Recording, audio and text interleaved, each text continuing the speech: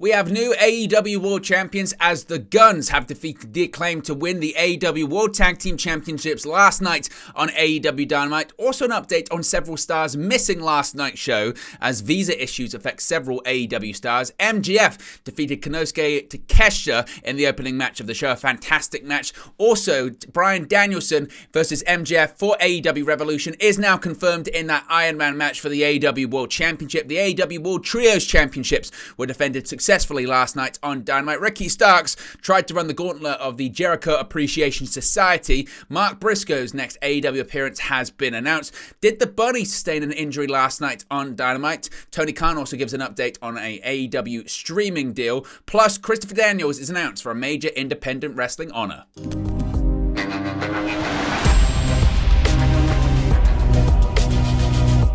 Hey guys, welcome back to Wrestling News 365. Hope everyone is doing very well. As always, there are plenty of news stories to get into in the world of All Elite Wrestling. And let's start off talking about a title change last night. Of course, it was a championship fight night edition of AEW Dynamite. Featured several title matches, featuring several title matches of implication for titles, and a title change in itself. AEW's championship fight night edition of Dynamite ended with the Guns defeating the Acclaimed to win the AEW World Tag Team titles.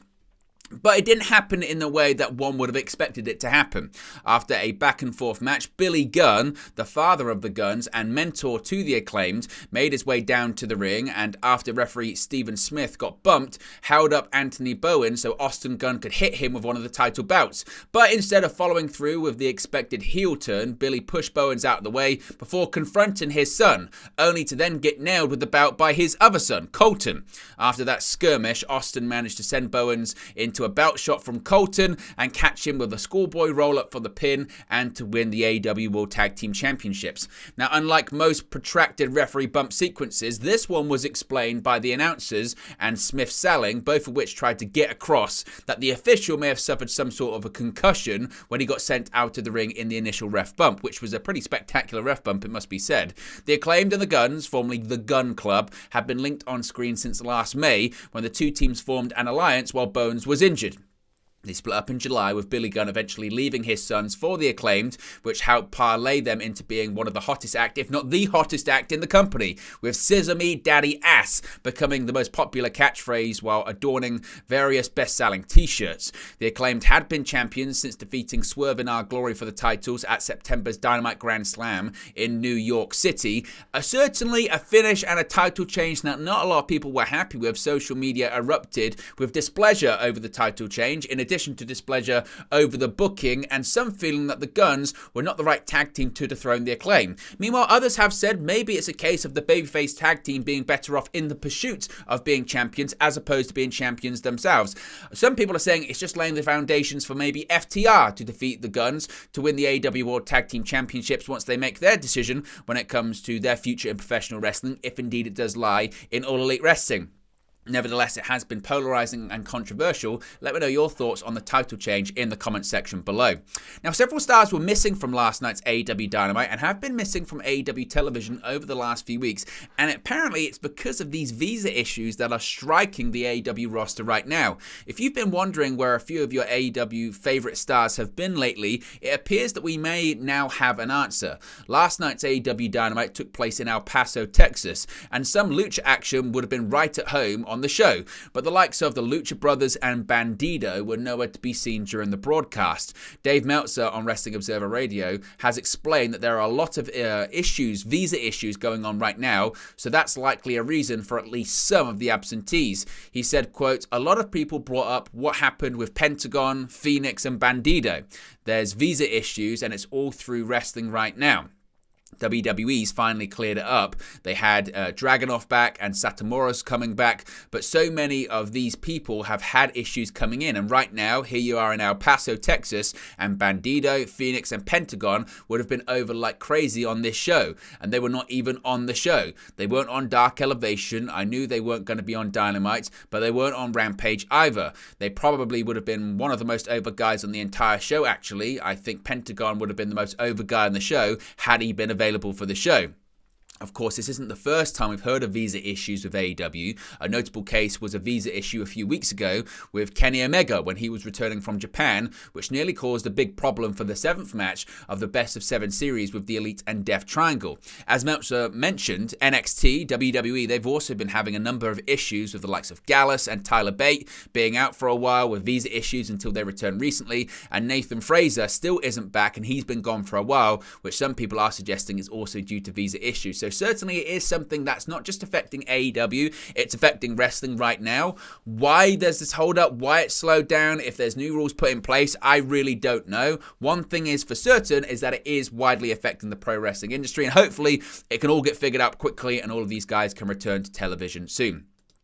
Speaking of Dynamite last night, it was Championship Fight Night, and it kicked off with a fantastic, absolutely brilliant match between AEW World Champion MJF and Konosuke Takeshita. It was the first match of the night featuring championship implications, while the opening bout is also a championship eliminator, by which if Takeshita had won, he would have earned a future title shot if he won. There was obviously another one kicking off the night, or happening in the night, which we'll get onto later on. But unfortunately for the Japanese star, the opening bout went to the champion after a hard-fought battle with plenty of MJF shenanigans. After the match, MJF hit Takeshita with the Dynamite Diamond Ring after gaining the victory via submission as the beatdown continued until he was interrupted by the American Dragon BRYAN Danielson.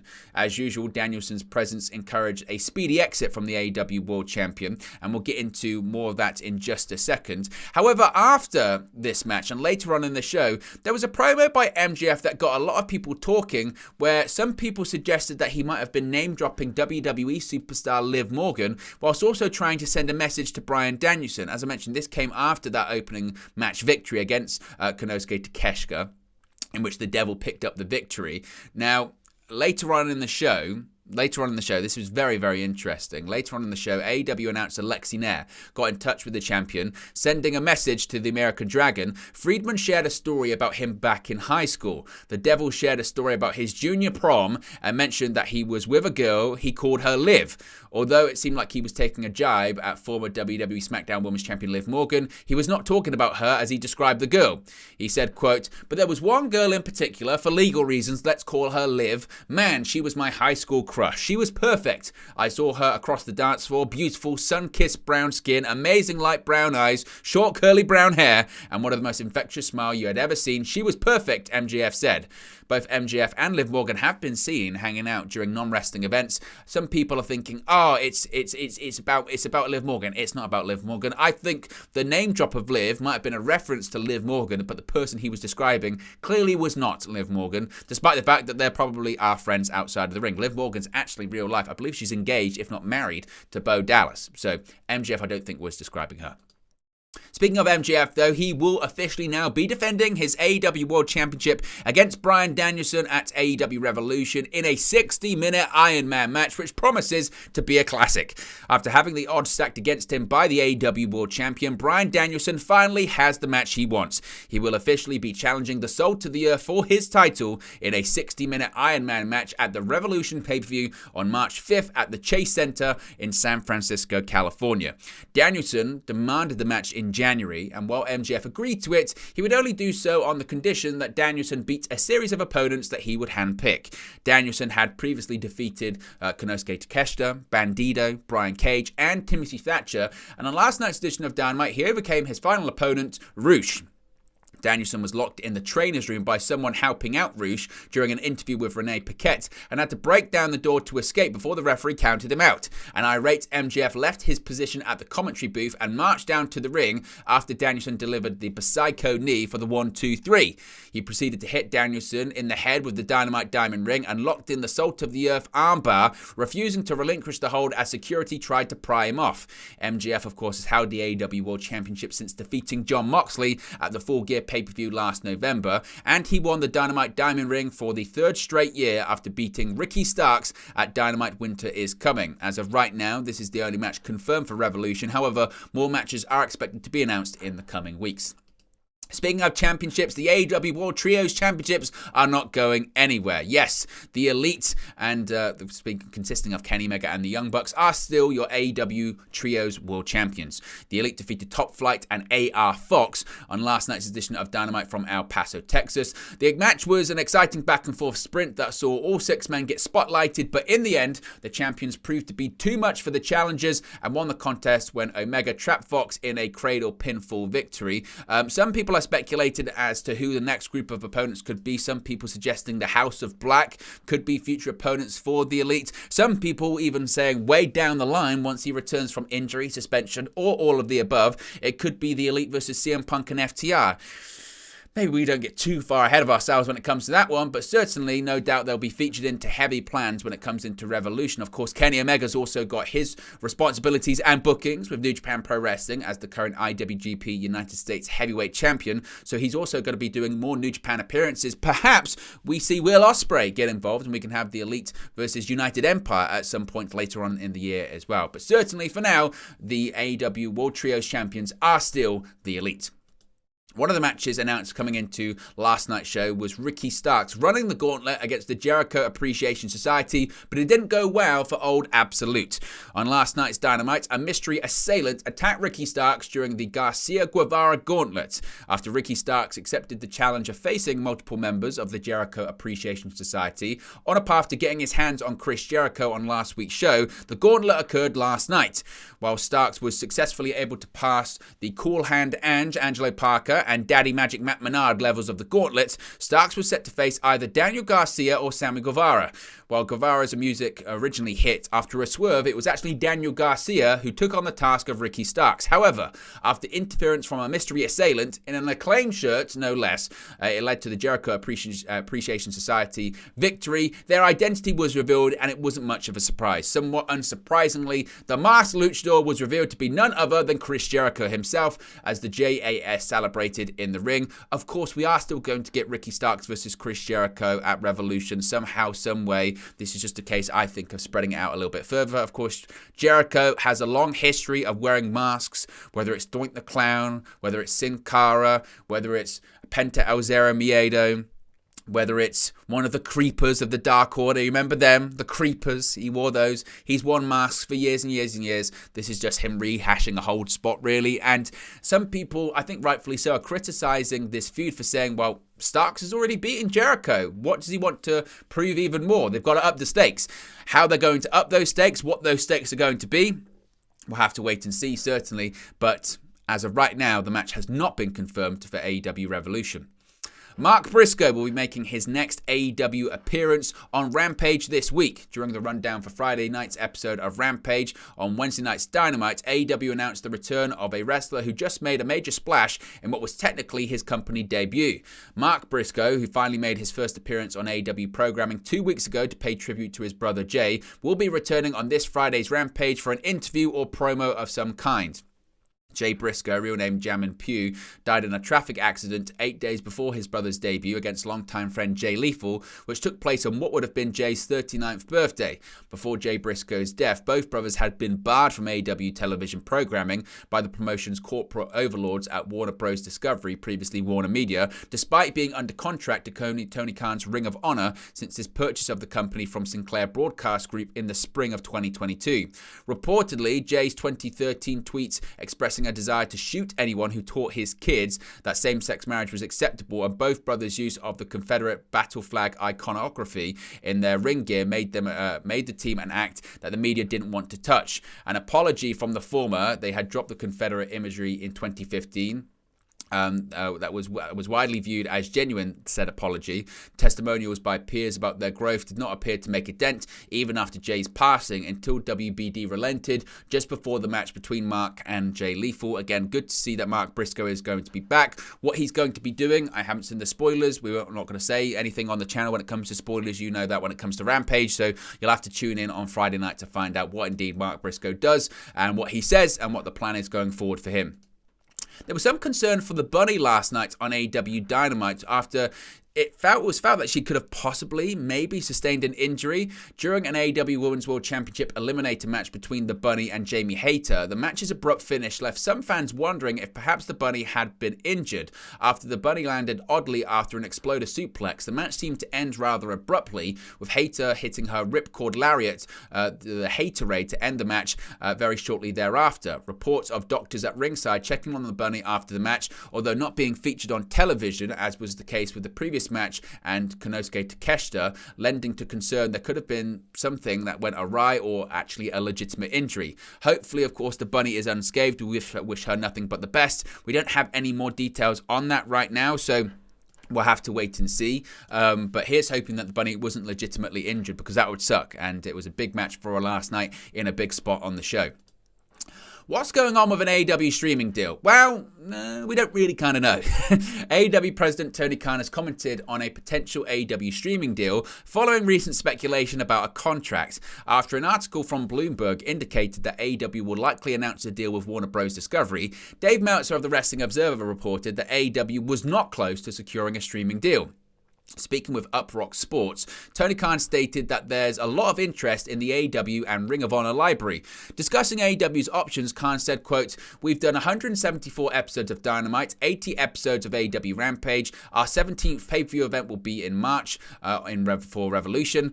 So we've done hundreds and hundreds of hours of AEW content in our library. I also purchased Ring of Honor last year, which is a great promotion with over 20 years of history, thousands of hours of video in their library. So overall, AEW has access to so many great wrestling events, including some events that are widely considered to be some of the best wrestling events of all time.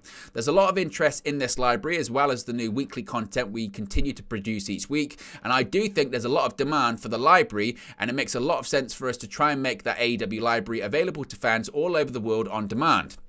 Believing that AEW is in a good position ahead of television rights negotiations, Khan said, quote, "I expect big increases in the rights for AEW programs, and we're on a good place to make a very lucrative deal for the AEW media rights going forward." Again, when it comes to any update for those television rights, we should get those later this year. That's when negotiations are expected to begin, and it is widely expected that AEW will renew with Warner Media Discovery, and it is expected that AEW will receive a significant increase in their media rights fees moving forward, as is going to be the case with WWE if they're not sold prior to then. However, the expectation is that a full takeover, a full purchase of WWE is likely to happen in the next 3 months. That was according to WWE CEO Nick Khan in a recent interview with CNBC. Finally, Christopher Daniels is getting a major honor on the independent pro wrestling scene. Last year, in conjunction with the biggest card in company history up to that point, the World on GCW at the Hammerstein Ballroom in New York City, Game Changer Wrestling held the first annual Indie Wrestling Hall of Fame induction ceremony, with a class that boasted Ruckus, Lufisto, Homicide, Tracy Smothers, Dave Prazak, and Jerry Lynn. The 2022 event was widely well received, setting a high bar in terms of both name value and great speeches. With no comparable show in the first quarter of 2023, the event was moved to WrestleMania weekend. GCW has now announced that Christopher Daniels will be the first inductee for the second class, and he'll be inducted by longtime tag team partner Frankie Kazarian. Though currently an AEW executive heading up the talent relations department, Daniels is best known for his in-ring career, which began 30 years ago, though he started in his native Midwest after breaking in through Sam DeCaro's Windy City Pro Wrestling School. Daniels made the biggest impression on the East and West Coasts. He broke out in a big way after making it into the finals of ECWA Super 8 tournament in 1999, where he lost to the late Steve Bradley, before returning the following year to win the whole thing by defeating Scoot Andrews. Daniels later moved to California, where his matches with the likes of Mikey Henderson in UPW and Michael Modest in APW were critically acclaimed.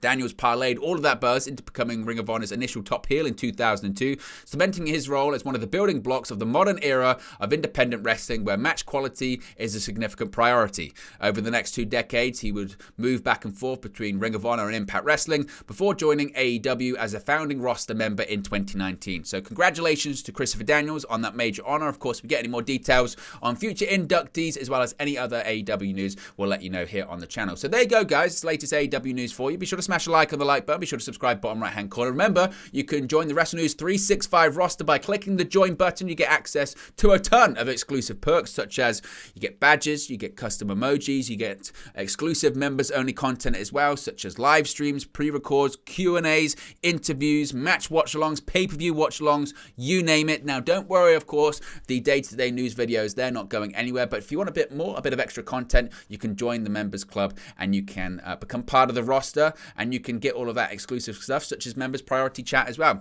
But there you go, guys. Be sure to smash a like on the like button. Be sure to subscribe bottom right-hand corner, and I'll speak to you again very, very soon. Hey guys, thank you for watching, listening, streaming, or however you come across this video today. Be sure to click on the video on the right there to watch our next video, or click the bottom there to subscribe, or the bottom right hand corner. Thank you very much, and I'll speak to you again very soon.